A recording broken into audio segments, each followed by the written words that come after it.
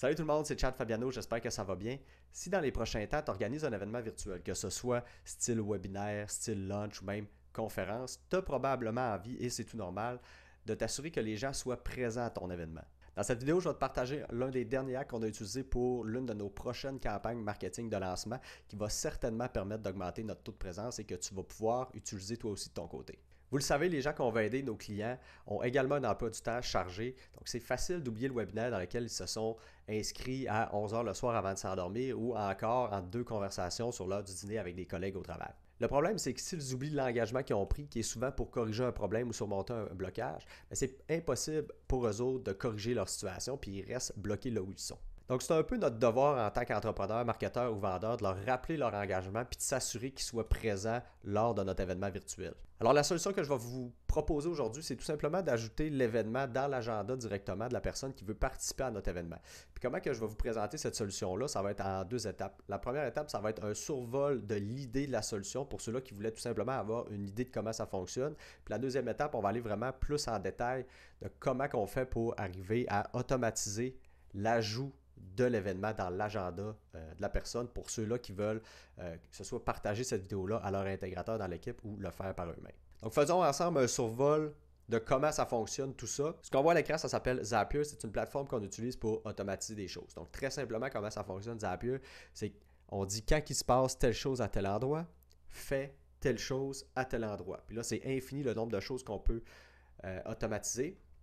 Et si je vais vraiment dans l'exemple de la vidéo du jour, comment on a automatisé l'ajout de la personne dans l'événement dans son agenda, c'est tout simplement en disant, là nous on utilise la plateforme ClickFunnels pour vendre ou générer des inscriptions par rapport à des activités marketing. Donc ici on dit quand il y a une nouvelle activité dans ClickFunnels et l'activité c'est une inscription, il faut que tu ajoutes la personne dans l'événement qui se trouve dans Google Agenda. Donc c'est vraiment aussi simple que ça. Maintenant, on va aller voir un petit peu plus dans les détails comment ça fonctionne. Alors, disons que j'ai absolument rien de bâti pour l'instant et que je veux créer cette automatisation-là. Qu'est-ce qu'il va devoir faire d'abord? Puis là, je vais sauter cette étape-là, mais on a ici des applications qu'on peut aller connecter avec Zapier. Fait ils ont beaucoup d'applications. Ça m'est jamais arrivé de ne pas trouver l'application que j'avais besoin, surtout si vous utilisez des choses populaires. Comme là, je pense rapidement à WordPress que j'ai jamais exploré. Peut-être qu'il y aurait quelque chose qu'on peut connecter avec ça ici. Oui, on peut aller connecter ici. Fait une fois qu'on a fait notre connexion, puis là, Zapier explique vraiment bien comment connecter les choses. C'est vraiment simple. C'est pour ça que je ne veux pas rentrer là-dedans. Je veux vraiment qu'on reste dans le sujet de la vidéo aujourd'hui. Une fois qu'on a fait les connexions avec nos applications, c'est là qu'on peut aller créer ce qu'on va appeler notre premier Zap. Donc, on va cliquer ici. On va aller là. Et là, j'ai jamais essayé cette fonction-là où c'est l'AI qui va générer l'automatisation. Si vous voulez l'essayer, amusez-vous. Sinon, je vais vraiment y aller manuellement. Donc, ça fonctionne comme je le disais tantôt. Ça prend un trigger quand il se passe telle chose à quelque part. Et ça prend une action. S'il se passe ça, on fait ça. Donc ici, je vais aller chercher mon trigger qui va être ClickFunnels quand il y a une inscription. Je vais cliquer. Je vais aller chercher ClickFunnels juste ici. ClickFunnels classique. Et là, je vais aller chercher l'événement que je veux cibler, qui est une nouvelle activité. Je vais aller dans la compte, j'ai mon compte qui est ici. Je vais aller sélectionner mon funnel. Fait que là, je le ferai pas, là, mais j'irai sélectionner le funnel, j'irai sélectionner l'étape du funnel dans laquelle l'action se passe. Puis ensuite de ça, Zapier me permet de tester si tout est correct, si la connexion est faite. Ensuite de ça, une fois que mon activité, que je dis quand il se passe ça, c'est mon trigger, est complétée, je vais aller mettre l'action que je veux qu'il se passe. Fait que là, j'irai chercher Google Calendar. Je vais cliquer ici. Et ça va être la même affaire. Je vais aller sélectionner l'événement maintenant que je veux créer. Donc là, ici, ce serait Add Attendees to Event. J'irai chercher la compte dans lequel je veux que ça se produise. Puis là, c'est important que il y a une petite particularité ici. Utilisez le Google Agenda de votre entreprise ou utilisez le bon nom parce que la personne, quand vous allez avoir créé l'événement à la base, va voir ça a été créé par qui. Donc, on ne veut pas qu'il y ait de confusion. Donc, moi, par exemple, j'ai utilisé le compte Google de l'entreprise pour créer l'événement.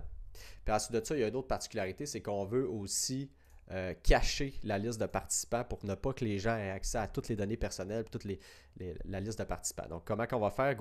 Là, c'est pas le site de Google, là, mais cette place-là l'explique très bien. On va aller dans les paramètres ici, puis on va aller mettre la permission là, pour les participants ici. On va décocher si guest list. Ensuite de ça, une fois qu'on a fait toutes les connexions ici, je vais le faire pour vous montrer là, comment on va lier ça. C'est qu'il va falloir aller chercher le courriel de la personne qui vient de s'inscrire juste ici. Donc là, je vais choisir le calendrier qui serait, par exemple, peu importe, là, on prend le jour férié du Canada. L'événement, on irait chercher l'événement qu'on a créé au préalable, qui serait ici. Là, il n'y en a pas, donc je ne peux pas en mettre. Puis là, j'irai mettre, justement, ici, je ne cliquerai pas parce que Zapier a été chercher des paramètres qu'il a passés dans le passé, puis il peut y avoir des paramètres de nos clients, donc je ne veux pas briser la confidentialité, mais ça serait ici que j'aurais accès aux paramètres de l'activité dans ClickFunnels. Pour ceux qui sont moins familiers un petit peu avec c'est quoi un paramètre, c'est par exemple quand il y a une inscription, quand il y a une inscription qui se produit sur notre site web, souvent on nomme par exemple une case first name pour que la personne mette son prénom, après ça la case email pour qu'elle rentre son courriel.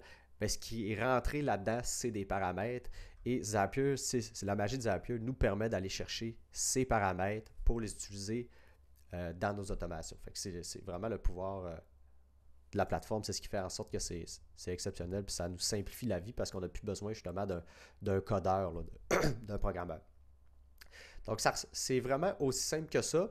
Puis je vous suggère de faire des tests avant de mettre ça en place, avant que ça soit actif, que ça soit live avec vos clients ou vos participants. Faites les tests, voyez un peu comment ça répond, tout ça pour vous assurer que vous envoyez les gens aux bonnes places, qu'ils voient la bonne information, qu'ils ne voient pas des choses qu'ils ne devraient pas voir, qu'ils voient toutes les choses qu'ils devraient voir. Et c'est tout. C'est aussi simple que ça.